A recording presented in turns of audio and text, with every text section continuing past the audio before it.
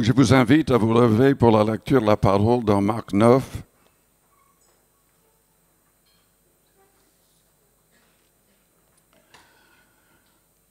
C'est facile de savoir sur Facebook que ce n'est pas moi, parce que même s'ils mettent mon nom et ma photo, ils n'auront pas presque 5000 amis. Et en fait, nous avons deux comptes à mon nom. Un compte avec une photo de moi seul, un deuxième avec ma femme et moi. Et en fait, chaque compte a presque 5000 personnes. C'est pour ça que j'en ai deux. J'en avais même trois. Mais il y avait un problème avec l'autre qui était enlevé. Dans Marc chapitre 9, lisons à partir du verset 40.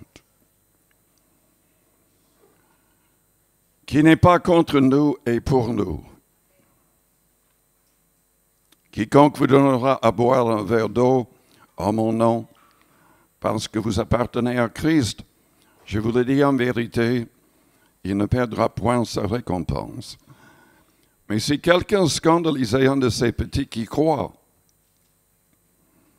il vaudrait mieux pour lui qu'on lui mît au cou une grosse meule de moulin, qu'on le jette dans la mer. Si ta main est pour toi une occasion de chute, coupe-la. Mieux vaut pour toi entrer manchot dans la vie que d'avoir les deux mains et d'aller dans la géhenne, dans le feu qui ne s'éteint point. Jésus-Christ utilisait beaucoup de mots pour parler de l'enfer. Si ton pied est pour toi une occasion de chute, coupe-le. Mieux vaut pour toi entrer boiteux dans la vie que d'avoir les deux pieds et d'être jeté dans la géhenne, dans le feu qui ne s'éteint point. Si ton œil est pour toi une occasion de chute, arrache-le. Mieux vaut pour toi entrer dans le royaume de Dieu n'ayant qu'un œil que d'avoir les deux yeux et d'être jeté dans la géhenne, où leur verre ne meurt point et où le feu ne s'éteint point. Père Céleste, nous te louons, nous te bénissons pour ta parole qui nous avertit, qui nous aide à nous convertir, qui nous aide à être plus que vainqueurs. Seigneur, que tous ceux qui écouteront ce message soient plus que vainqueurs. Que tous soient sauvés, délivrés, sanctifiés. Seigneur, agis dans nos cœurs, dans nos consciences. Aujourd'hui, que nous puissions vraiment être fortifiés par ta parole et par la présence de ton Esprit Saint. Au nom de Jésus-Christ. Amen. Vous pouvez vous asseoir.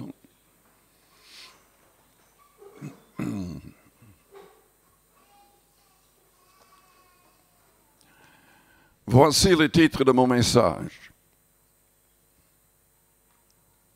Ne chassez pas la pensée de l'enfer de votre esprit. Jamais. Si vous êtes croyant, mais faible, vous n'avez pas une pleine victoire, vous êtes troublé dans votre conscience, vous ne savez pas quoi faire, ne chassez pas la pensée de l'enfer de votre esprit. Cette pensée peut nous aider à vaincre le mal. Malheureusement, les gens du monde, et trop souvent les chrétiens, chassent cette pensée de l'enfer de leur esprit. Combien de gens disent, mais c'est un mythe. Et même parmi les gens qui se disent chrétiens, il y a des unions d'églises, enfin, de fausses églises, mais quand même des églises, et des sectes, qui disent que l'enfer n'existe pas. Il y a de faux Christ qui le disent aussi. Mais le vrai Christ, le vrai Sauveur du monde, a parlé très souvent de ce lieu de tourment éternel. N'abandonnez jamais le Seigneur. Si vous êtes faible, si vous trébuchez, n'abandonnez jamais le Seigneur. Parce que si vous êtes sincère, voulant vraiment vaincre le mal, vaincre les habitudes mauvaises, le Seigneur sera toujours là pour vous relever. Et selon Ésaïe 55, il ne se lâche jamais de nous pardonner. Si on est sincère, si nous voulons vraiment être de vrais disciples de Jésus-Christ. La pensée de l'enfer peut nous aider à vaincre. Dans 1 Jean 3,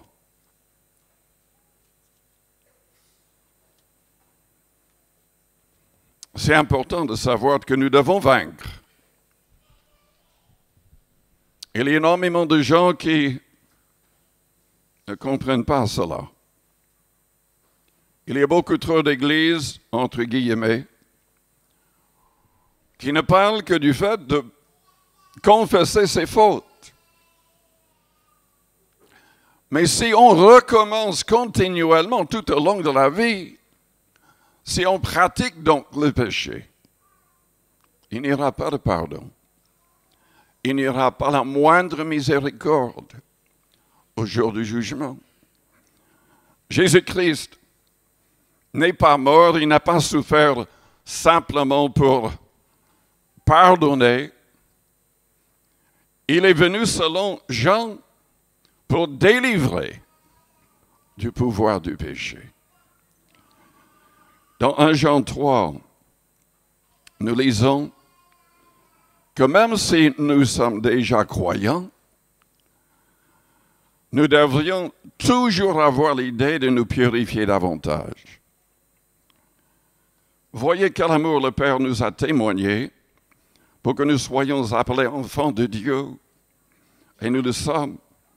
Si le monde ne nous connaît pas, c'est qu'il ne l'a pas connu. Bien-aimés, nous sommes maintenant enfants de Dieu et ce que nous serons n'a pas encore été manifesté.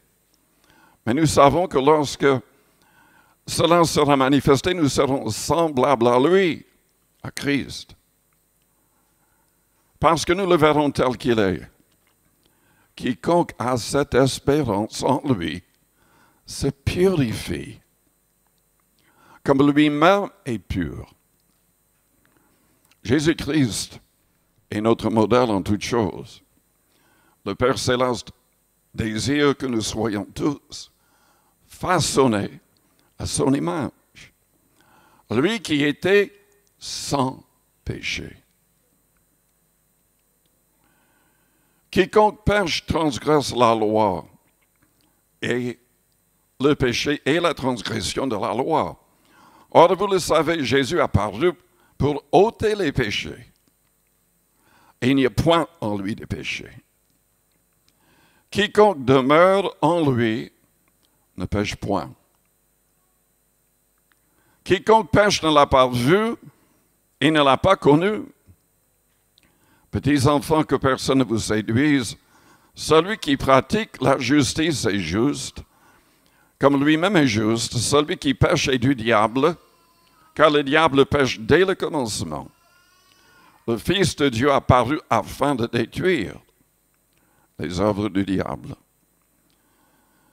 Ce même livre de Jean explique au chapitre 1er au verset 9 que nous pouvons trébucher. Si nous sommes sincères, si nous le confessons, le Seigneur sera là pour pardonner et pour nous purifier, pour nous délivrer de ces choses.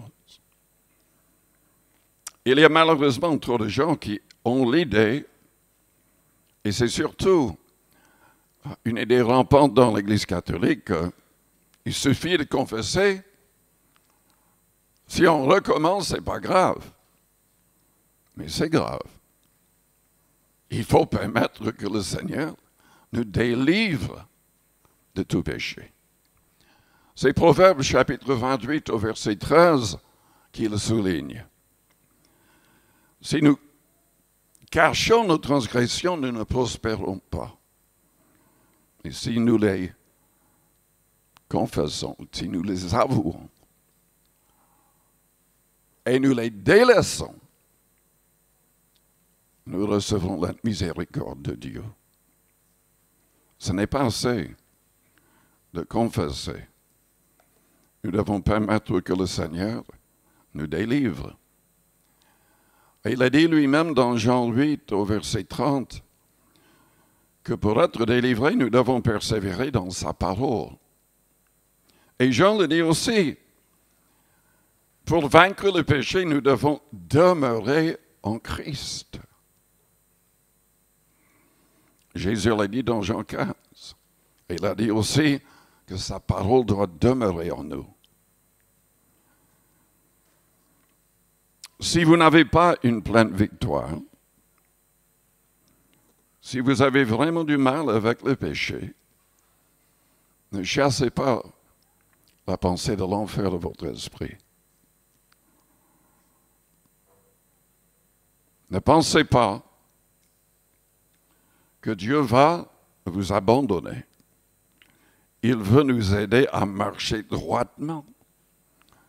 Il veut nous aider à vaincre le mal afin d'éviter l'enfer.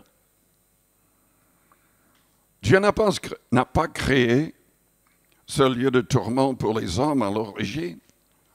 C'était créé pour le diable et ses anges. Jésus en a parlé dans Matthieu 25.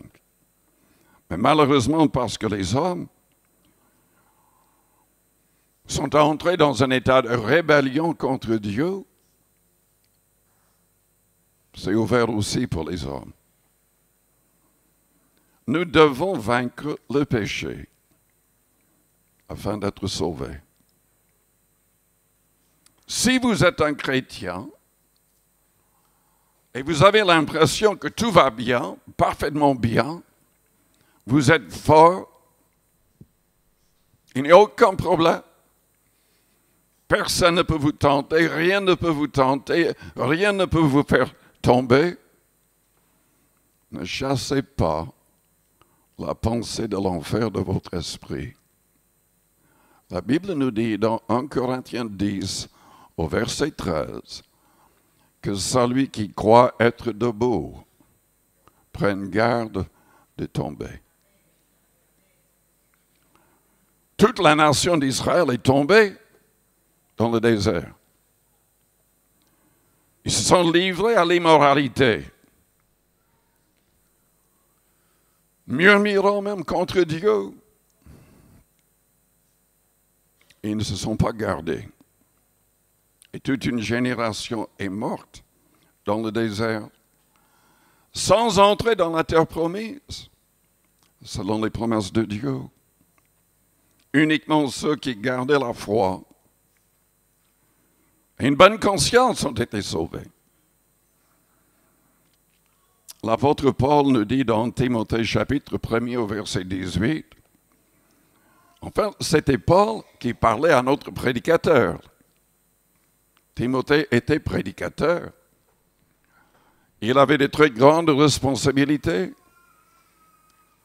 Il devait même choisir tous les responsables des églises à l'époque.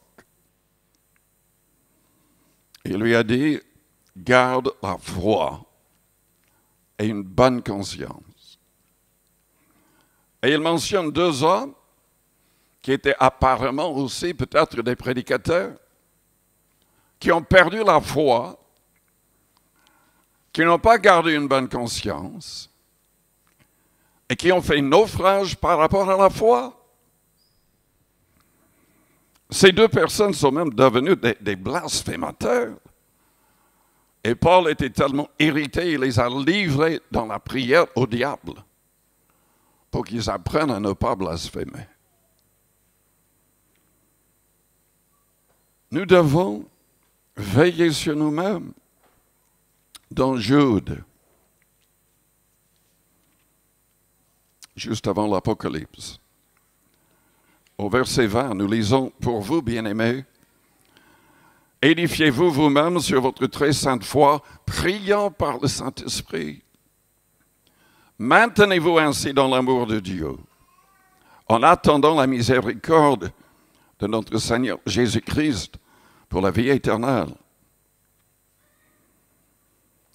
Le vrai croyant ne va pas rester passif, il va être actif. Parce que nous voyons le reste de ce que je dis. Reprenez les uns, ceux qui contestent.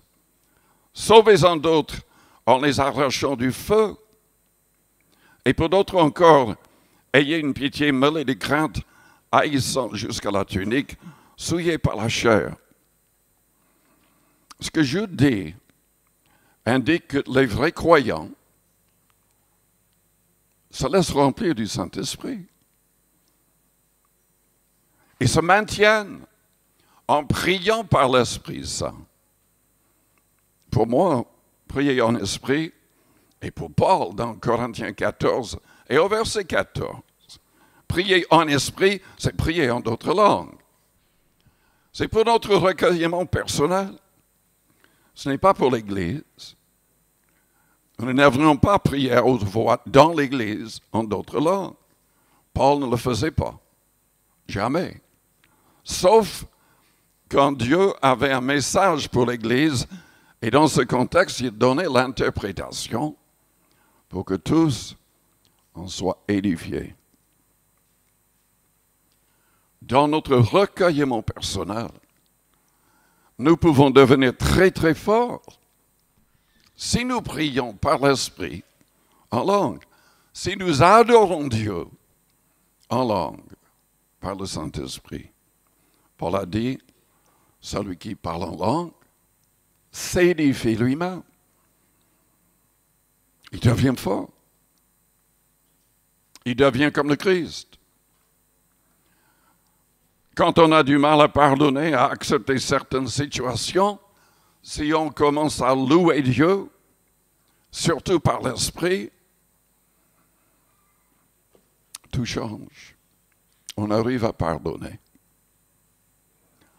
On arrive à prier pour nos ennemis. Jésus de la croix a prié, Père, pardonne-leur, car ils ne savent ce qu'ils font. Parfois, les gens disent, oui, mais c'était le Christ. Moi, je suis humain, je ne suis pas en partie divin. Mais lisez les actes des apôtres. Étienne, en train d'être lapidé à mort, a fait la même chose. Et la Bible dit, pour nous aider à comprendre qu'il était rempli du Saint-Esprit. Et en étant rempli du Saint-Esprit, pendant ce moment où il était en train de mourir, il a pu pardonner. Il a prié pour ceux qui le mettaient à mort. Il n'y a que l'Esprit de Christ en nous qui peut nous aider à réagir de cette manière-là.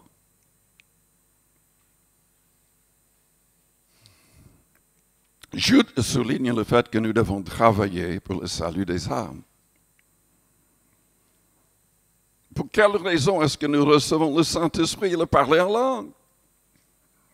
Selon le Christ qui a parlé à ses apôtres, dans Acte 1 au verset 8, il a dit, vous recevrez une puissance, le Saint-Esprit survenant sur vous, et vous serez quoi? Des gens qui vont s'isoler, qui vont se réunir en secret et qui vont parler en langue simplement pour ressentir quelques frissons spirituels? Non. Vous serez mes témoins dans le monde entier. Dans le monde entier. Ce n'est pas toujours facile. Reprenez les uns ceux qui contestent. Sauvez-en d'autres en les arrachant du feu. Et pour d'autres encore, ayez une pitié mêlée de crainte, haïssant jusqu'à la tunique souillée par la chair. Il y a des gens qui sont dangereux. Il y a des gens qui peuvent faire tomber les croyants. Et pourtant, nous devons devenir forts en priant par le Saint-Esprit afin de pouvoir aider les pires des hommes. On n'est pas appelé à nous cacher. On n'est pas appelé à même tout faire pour éviter la persécution ou la mort.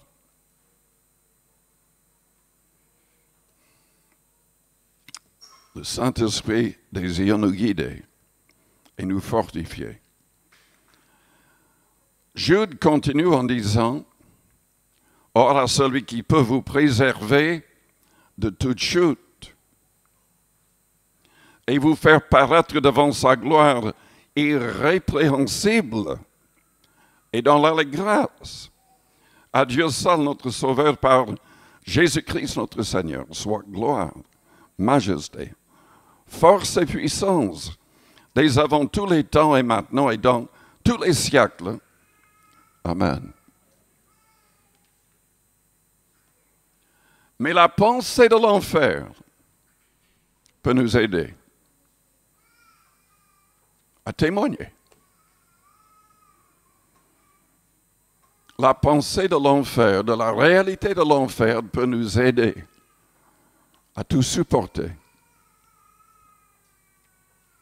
Jésus-Christ est venu pour sauver tous les hommes. Pour que tous les hommes aient la possibilité, en tout cas, d'être sauvés de l'enfer. Il s'est dépouillé, lui qui existait en forme de Dieu, pour devenir un simple homme. Un homme qui serait maltraité et crucifié. Il est venu pour être un modèle pour chacun de nous.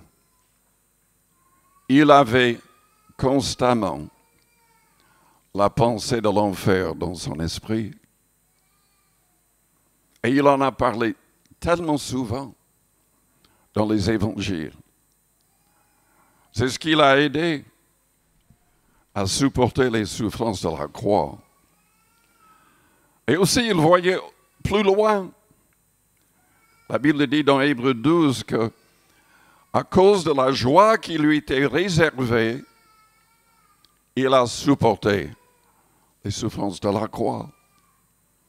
Quelle joie! La joie de vous voir sauvé autour de son trône. La joie de voir des millions et des millions de gens sauvés, transformés par son esprit. Nous avons besoin d'avoir cette vision de l'enfer. En marchant dans Paris, nous devrions la voir. Trop souvent, nous passons à côté d'une personne, à côté de peut-être des milliers de personnes, sans penser une seule fois que toutes ces personnes vont périr et passer l'éternité en enfer, à moins que quelqu'un leur parle du Christ correctement.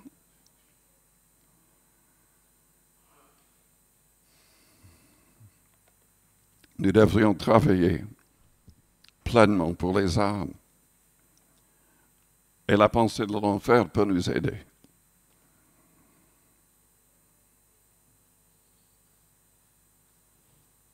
La pensée de l'enfer peut nous aider à entrer vraiment dans une attitude de combattant. Nous sommes dans un combat terrible. Et beaucoup de gens ne comprennent pas le combat n'est pas uniquement en dehors des églises. C'est dans les églises. Et nous avons de plus en plus d'églises, entre guillemets, et de chrétiens, entre guillemets, qui ne marchent pas du tout selon l'enseignement du Christ ou de ses apôtres. Nous avons des églises qui s'élèvent, qui enseignent maintenant ce qui est appelé une abomination dans la Bible. Ils sont dans l'immoralité, Ils sont dans le mensonge. Ils sont en train de prospérer en tordant le message de l'Évangile. Nous sommes dans un combat.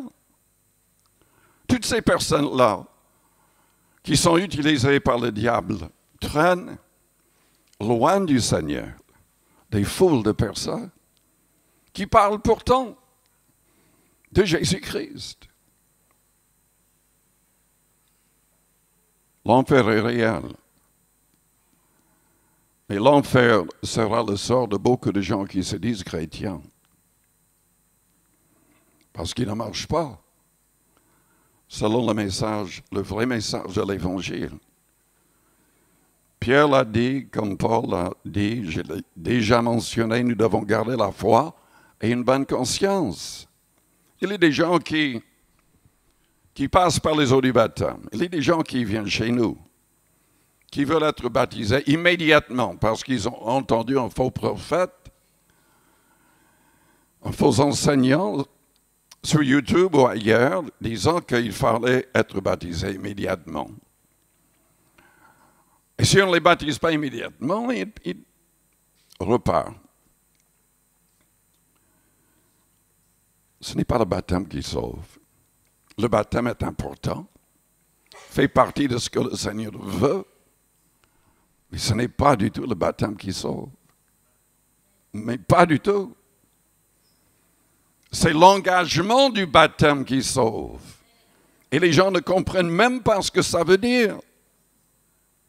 Pierre l'a dit dans 1 Pierre chapitre 3, verset 21, que c'est l'engagement d'une bonne conscience qui sauve. Et c'est l'engagement de notre baptême, selon Pierre. On n'a pas une bonne conscience si on est toujours lié par des choses condamnées dans la Bible. Il faut par le jeûne, la prière des autres, la persévérance en recherchant le Saint-Esprit que nous pouvons vaincre. Ou plutôt que le Seigneur peut nous aider à vaincre toutes les choses mauvaises.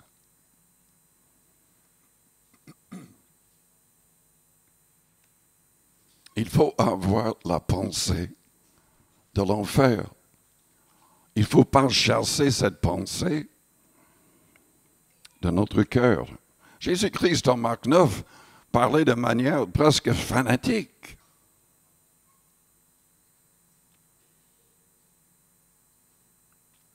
Il parlait du fait de couper sa main ou différentes parties du corps si ça pourrait aider la personne à vaincre un problème, le mal.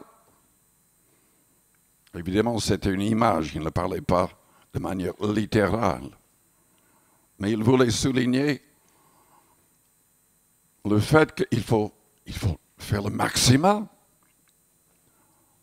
pour ne pas pécher et être jeté dans ce lieu de tourment. Vous savez, il y a beaucoup de fausses idées à l'égard de l'enfer. Dans la plupart des Bibles en français, le mot n'est même pas utilisé. Mais Jésus utilisait beaucoup d'expressions pour parler de ce lieu de tourment. Selon l'Apocalypse chapitre 20, l'enfer est appelé souvent le séjour des morts. Mais ce lieu sera vidé. Ce lieu est pour l'esprit ou l'âme de la personne. Le corps reste enterré. C'est immédiatement après la mort, selon Luc 16, que Lazare et l'homme riche, Lazare a ouvert ses yeux dans le paradis, l'homme riche a ouvert ses yeux dans des flammes. Mais ce lieu, le séjour des morts, sera vidé. L'esprit doit être réuni avec le corps qui sera ressuscité. Il y aura deux résurrections. La résurrection des justes en premier, plus tard, la résurrection des injustes, où l'esprit qui est en ce que nous appelons en fait, sera réuni avec le corps pour être jugé devant Dieu au dernier jour. Si son nom n'est pas écrit dans le livre de vie, la personne sera jetée, corps, esprit, dans les temps de feu. Maintenant, il y a des gens qui croient que ça va être la fin de tout. Les témoins de Jéhovah, les adventistes et plein d'autres enseignent ainsi. Le problème, c'est que quand on lit attentivement ce que le Christ a dit, et ce que nous lisons dans l'Apocalypse, malheureusement, il semblerait que ce ne sera pas la fin. Nos églises et la vaste majorité des églises évangéliques croient que les souffrances seront éternelles. Je préférerais croire comme les autres que ce sera la fin pour les gens méchants, pour les gens qui ont refusé de placer leur confiance en Christ. Je vais vous montrer les raisons pour lesquelles nous croyons que c'est éternel. Déjà, ce que nous avons lu au départ dans Marc 9, Jésus a souligné plusieurs fois que le feu ne s'éteint point. Pourquoi en parler si les gens n'existent plus? Dans l'Apocalypse 20, qui parle donc du jugement dernier et des gens jetés dans les temps de feu, juste après, la Bible, ou juste avant même, la Bible parle de Satan qui va être jeté dans les temps de feu avec la bête et le faux prophète. Maintenant, pour Satan, ce n'est pas important. Mais la bête et le faux prophète sont humains. Oui, ils reçoivent une puissance du diable pour régner, pour tromper, mais ce sont quand même des humains. Est-ce qu'ils vont cesser d'exister? Non, pas selon la Bible. L'Apocalypse 20 au verset 10, le diable qui les séduisait fut jeté dans les temps de feu et de soufre, où sont la bête et le faux prophète, et ils seront tourmentés jour et nuit au siècle des siècles. En tout cas, pour la bête et le faux prophète, c'est une souffrance qui n'est pas terminée en étant jeté dans les temps de feu. Au chapitre 14, il est question de ne pas accepter la marque de la bête sur le front ou sur la main. Des anges seront même envoyés pour avertir les peuples sur terre de ne pas accepter cette marque.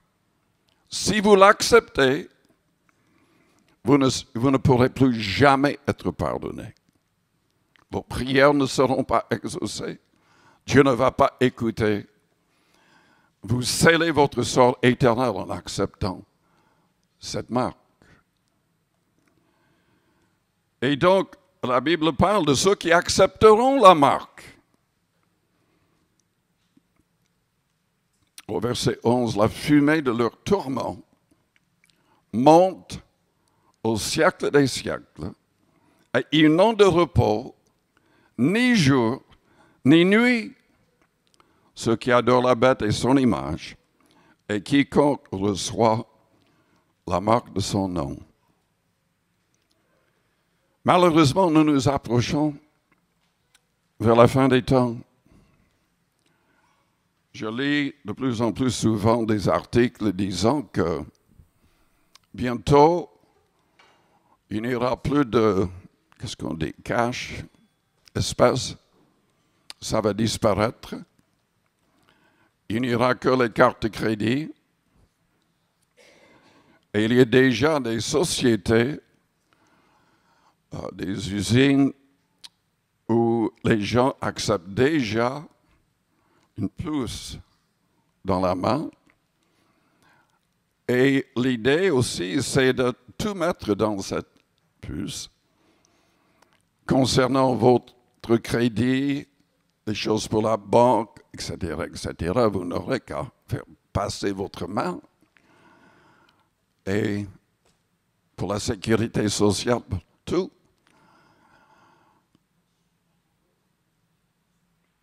Mais la Bible dit que ceux qui accepteront la marque, c'est pas exactement peut-être la même chose, mais ça pourrait être la même sorte de chose.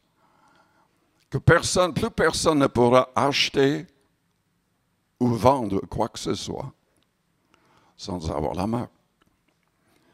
Donc évidemment, ça va être terrible pour ceux qui seront sur terre, qui veulent être sauvés. Car comment vivre? Qu'est-ce que vous allez manger? Est-ce que vous allez mourir de faim?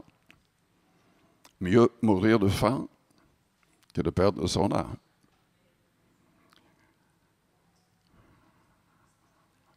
Dieu peut nous protéger pendant cette période. Peut-être que nous serons même enlevés avant les vrais fidèles. On ne connaît pas exactement comment Dieu va agir.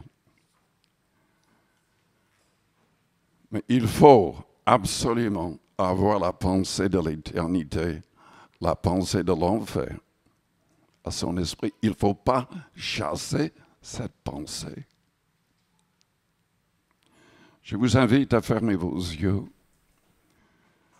à courber vos fronts, avec les yeux fermés, les fronts courbés. Peut-être que vous êtes là, vous n'avez même pas encore donné votre cœur, votre vie à Jésus-Christ, vous n'avez pas demandé à ce qu'il vous transforme, vous n'avez pas demandé d'être un vrai disciple, de faire partie de ses disciples. Si vous voulez sauver votre âme, il faut devenir un vrai disciple du Christ.